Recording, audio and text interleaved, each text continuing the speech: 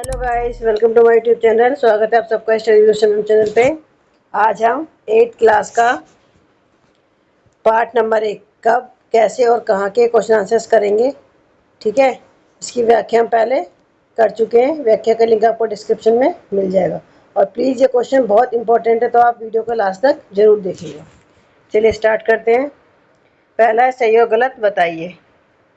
James मिल ने भारतीय इतिहास को हिंदू, मुस्लिम, ईसाई 3 कालखंडों में बांट दिया था। ये सही है। ठीक है। दूसरा है सरकारी दस्तावेजों से हमें ये समझने में मदद मिलती है कि आम लोग क्या सोचते हैं। ये असत्य है। अगला क्वेश्चन, अंग्रेजों को लगता था कि सही तरह शासन चलाने के लिए सर्वेक्षण महत्वपूर्ण होते हैं। आंसर इसका ये सही है। ठीक है। नेक्स्ट क्वेश्चन है कि जेम्स मिल ने भारतीय इतिहास को जिस तरह कालखंडों में बांटा है उसमें क्या समस्याएं हैं। तो आंसर है यद्यपि हिंदू धर्म अधिकांश भारतीयों का धर्म है, लेकिन मुसलमान भारत में इस्लामी शासन की शुरुआत से बहुत पहले से भारत में रह रहे थे। मुगल साम्राज्य के जन्म के दौरान भी ऐसे कई क्षेत्र थे जिन पर हिंदू राजाओं का शासन था। सेकेंड पॉइंट, जेम्स मिल ने तत्कालीन शासकों के धर्म के आधार पर इतिहास का विभाजन किया, जबकि इन अवधियों में विभिन्न प्रकार की आस्थाएं एक साथ मौजूद थीं। थर्ड पॉइंट, मिल ने अपने काल विभाजन के माध्यम से सुझाव दिया कि ब्रिटिश शासन भारत को सभ्य बना सकता है। उनका विचार था कि आत्मज्ञान सुनिश्चित करने के लिए अंग्रेजों को भारत के सभी क्षेत्रों पर विजय प्राप्त करनी चाहिए, क्योंकि ब्रिटिश समन्वय के बिना भारत प्रगति करने में सक्षम नहीं था। अगला क्वेश्चन है कि अंग्रेजों ने सरकारी दस्तावेजों को किस तरह सुरक्षित रखा। तो आंसर है ब्रिटिश प्रशासन के आधिकारिक इकाई रिकॉर्ड इस अवधि के इतिहास स्रोत के रूप में काम करते हैं। ब्रिटिश शासकों का मानना था कि प्रत्येक निर्देश, योजना, नीति निर्णय, समझौता, जांच स्पष्ट रूप से लिखी जानी चाहिए। किसी मुद्दे पर अनुचित अध्ययन और बहस के लिए यह जरूरी था, इसलिए उन्होंने सभी आधिकारिक अभिलेखों को सावधानी पूर्वक संरक्षित किया और इस उद्देश्य के लिए कई अभिलेख बनाए। अगला क्वेश्चन, इतिहासकार पुराने अखबारों से जो जानकारी जुटाते हैं वह पुलिस की रिपोर्टों में उपलब्ध जानकारी से किस तरह अलग होती है। आंसर है एक पुलिस रिपोर्ट एक ऐसा संस्करण दे सकती है जो उस समय के शासकों के अनुकूल था। एक अखबार एक अलग कहानी पेश कर सकता है। समाचार पत्र में पर्यवेक्षण समसामयिक काल में समाचार पत्र के किसी विशेष शक्तिशाली समूह की ओर झुकाव पर निर्भर करता है। अगला क्वेश्चन है कि तारीखें कितनी महत्वपूर्ण होती हैं। आंसर है तिथियां महत्वपूर्ण हैं क्योंकि वे इतिहास में किसी विशेष समय अवधि की विशेष घटनाओं को दर्ज करती हैं। इतिहास का अनुसरण करना आसान बनाता है। इतिहास हमारे अतीत के बारे में जानकारी प्रदान करता है। अगला क्वेश्चन, इतिहास के अध्ययन को विभिन्न खंडों में क्यों विभाजित किया जाता है। आंसर है इतिहास के अंतर्गत अनेक विषय जो अतीत से जुड़े हैं का अध्ययन किया जाता है। इतने विशाल अध्ययन को सरल और रोचक बनाने के लिए अनेक खंडों में विभाजित किया जाता है। ऐसा इसलिए किया जाता है ताकि हर अध्याय में कुछ सामंजस्य रहे। इस प्रकार के विभाजन से हम एक निर्धारित समय का विस्तार पूर्वक अध्ययन करने में सफल होते हैं। अगला क्वेश्चन है कि औपनिवेशीकरण क्या होता है। संक्षेप में वर्णन करिए।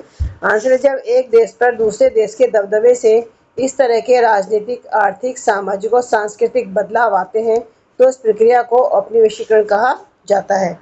अगला क्वेश्चन कि भारत में शासन में सर्वेक्षण का क्या महत्व है। तो आंसर है 19वीं सदी के आरंभ तक अंग्रेजों ने भारत में सर्वेक्षण का कार्य आरंभ कर दिया। इस सर्वेक्षण के महत्व को दर्शाने वाले कुछ कारक इस प्रकार हैं। फर्स्ट पॉइंट, इनके माध्यम से पूरे देश का नक्शा तैयार करने का प्रयास किया गया। सेकंड, गांव में राजस्व सर्वेक्षण के अंतर्गत धरती की सतह, मिट्टी की गुणवत्ता, वहां मिलने वाले पेड़ पौधों और जीव जंतुओं तथा स्थानीय इतिहासों व फसलों का पता लगाया गया। नेक्स्ट पॉइंट, इन सर्वेक्षणों में प्रत्येक 10 वर्षों के बाद जनगणना का कार्य भी आरंभ किया गया। अगला क्वेश्चन है कि सरकारी दस्तावेजों या अधिकृत रिकॉर्ड्स के अतिरिक्त ऐसे अन्य कौन से स्रोत हैं जिनसे हम तत्कालीन समय की जानकारी प्राप्त कर सकते हैं।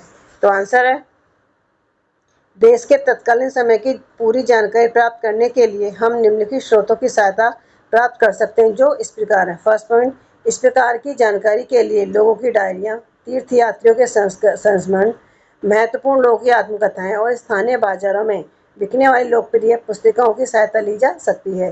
सेकंड पॉइंट, तत्कालीन समय के नेताओं, दार्शनिकों, सुधारकों, कवियों और उपन्यासकारों की भावनाओं और विचारों को भी इसका समाधान बनाया जा सकता है। अब आपके ये MCQ के नंबर वाले क्वेश्चन। पहली बार भारत का मानचित्र बनाने के लिए किसको नियुक्त किया गया? तो आंसर है इसका जेम्स रेनेल। ठीक है, भारत का मानचित्र बनाने की शुरुआत कब की गई थी? तो ये की गई थी 1780 ईस्वी में। अगला क्वेश्चन, किसने जेम्स रेनेल को भारत का मानचित्र बनाने के लिए नियुक्त किया था? तो उसको नियुक्त किया था रॉबर्ट क्लाइव ने। भारत का पहला गवर्नर जनरल कौन था? तो आंसर है वॉरेन हेस्टिंग्स, जो थे भारत के पहले गवर्नर जनरल थे। 1773 में किसे भारत का गवर्नर जनरल बनाया गया? तो आंसर है वॉरेन हेस्टिंग्स। वॉरेन हेस्टिंग्स 1772 ईस्वी में कहाँ का गवर्नर था? तो ये था बंगाल का गवर्नर था। ठीक है, अगला क्वेश्चन, भारत में रेलवे का आरंभ कब हुआ? तो ये हुआ था 1853 ईस्वी में। अगला क्वेश्चन, किस संकीर्ण सोच के अनुसार तारीखें रटने वाला विषय है? वो है इतिहास। ठीक है, ब्रिटानिया शब्द किस विदेश शक्ति का प्रतीक था? तो ये था पुर्तगाली। अगला क्वेश्चन, ब्रिटेन की रानी विक्टोरिया के तीसरे बेटे का नाम था? उसका नाम था ऑर्थर। ठीक है, रानी विक्टोरिया के पुत्र ऑर्थर को कौन सी उपाधि दी गई थी? तो इसको उपाधि दी गई थी ड्यूक ऑफ कनाट की उपाधि इसको दी गई थी। अगला क्वेश्चन, भारत में गवर्नर जनरल का इतिहास किस व्यक्ति से आरंभ होता है? तो आंसर है वॉरेन हेस्टिंग्स से। भारत का आखिरी वायसराय कौन था? तो आंसर लॉर्ड मेंटेन भारत के आखिरी वायसराय थे। ए हिस्ट्री ऑफ ब्रिटिश इंडिया किसकी पुस्तक थी? ये जेम्स मिल की पुस्तक थी। ए हिस्ट्री ऑफ ब्रिटिश इंडिया कब लिखी गई? ये लिखी गई थी 1817 में। अगला क्वेश्चन, जेम्स मिल ने भारतीय इतिहास का विभाजन किया तो उसने किस आधार पर किया था? हिंदू शासन के आधार पर, मुस्लिम शासन के आधार पर, ईसाई शासन के आधार पर। तो उसने तीनों ही आधारों पर जो भारतीय इतिहास है इसका विभाजन किया था। ठीक है, जेम्स मिल के भारत इतिहास का आधार था, उसका जो जेम्स मिल ने जो भारतीय इतिहास का जो विभाजन किया था उसका आधार था धर्म। ठीक है, किसके अनुसार सारे एशियाई समाज सभ्यता के मामले में यूरोप से पीछे? तो आंसर है जेम्स मिल। जेम्स मिल के अनुसार अंग्रेजों के भारत आने से पहले किसका शासन चलता था? ए हिंदुओं का, बी मुसलमानों का, या डी से? तो आंसर है ए और बी, दोनों हिंदू और मुसलमान दोनों का शासन चलता था। धार्मिक बैर, जातिगत बंधनों और अंधविश्वासों वाला देश जेम्स मिल के अनुसार था, वो था भारत। औपनिवेशिक युग का दर्जा भारत में किसके शासन को प्राप्त था? तो आंसर है अंग्रेजों को। ठीक है, भारत में किसका शासन आर्थिक शोषण का दौर था? तो इसका भी आंसर है अंग्रेज। ठीक है, पश्चिम में आधुनिक काल के आधार थे विज्ञान, तर्क, लोकतंत्र। ये जो तीनों ही आधार हैं ये पश्चिम में आधुनिक काल के आधार थे। ठीक है, भारतीय इतिहास ने भारतीयों को विभाजन किस पर किया? प्राचीन काल, मध्यकाल, आधुनिक काल। तो ये तीनों ही हैं। ठीक है, आधुनिक काल के समाज की विशेषता थी लोकतंत्र, अंधविश्वास, सामंती व्यवस्था, सभी। तो आधुनिक काल के लोकतंत्र समाज की जो विशेषता थी वो थी लोकतंत्र। इतिहास को खंडों में बांटने की देन है यूरोप की। ठीक है, यानी इतिहास को खंडों में बांटने की देन किसके? वो यूरोप की।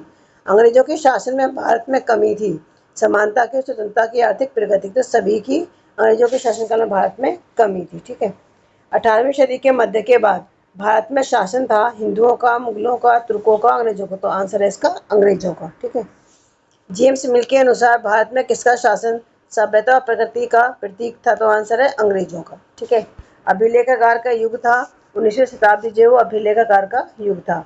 दस्तावेजों की नकल उतारना कहलाता था खुशन बीसी। ठीक है, सुंदर लिखने वाले को कहा जाता था सुलेखन बीस कहा जाता था। जो सुंदर सुंदर राइटिंग जिसकी होती थी उनको बोलते थे सुलेखन बीस। ठीक है, भारतीय राष्ट्रीय अभिलेखागार कब बनाया गया? तो ये बनाया गया था 1920 के दशक में। भारतीय राष्ट्रीय अभिलेखागार कहाँ बनवाया गया? तो ये है दिल्ली में। राष्ट्रीय संग्रहालय की स्थापना कहाँ पर की गई? तो ये की गई थी आपकी दिल्ली में। ठीक है, वायसराय के निवास के नज़दीक कौन से महत्वपूर्ण संस्थान बनाए गए?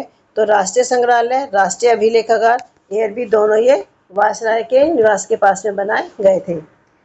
आर्काइव के नाम से किसे जाना जाता है? तो जो अभिलेखागार होते हैं इनको आर्काइव भी कहा जाता है। 19वीं सदी में कितने वर्ष बाद जनगणना की जाती थी? तो प्रत्येक 10 वर्ष के बाद में जनगणना की जाती थी। सर्वेक्षण से किसके विषय में जानकारी प्राप्त की जाती थी? तो सर्वेक्षण से मिट्टी, जनसंख्या और उत्पादन तीनों के बारे में जानकारी प्राप्त की जाती थी। लॉर्ड माउंटबेटन भारत का वायसराय था। जो लॉर्ड माउंटबेटन था वो भारत का आखिरी वायसराय था। ठीक है, देखिए सारे क्वेश्चन आपके बहुत ही इंपॉर्टेंट थे। इसी तरह के क्वेश्चन आपसे एग्जाम में पूछे जाते हैं। अगर आपको प्लीज़ मेरे चैनल को लाइक और सब्सक्राइब जरूर करें, साथ में बेल आइकॉन भी दबाएं जिससे कोई नई वीडियो अपलोड हो तो आपको वो मिल जाए। तो आज की वीडियो बस इतना ही, मिलते हैं आपसे नेक्स्ट वीडियो में। Thank you.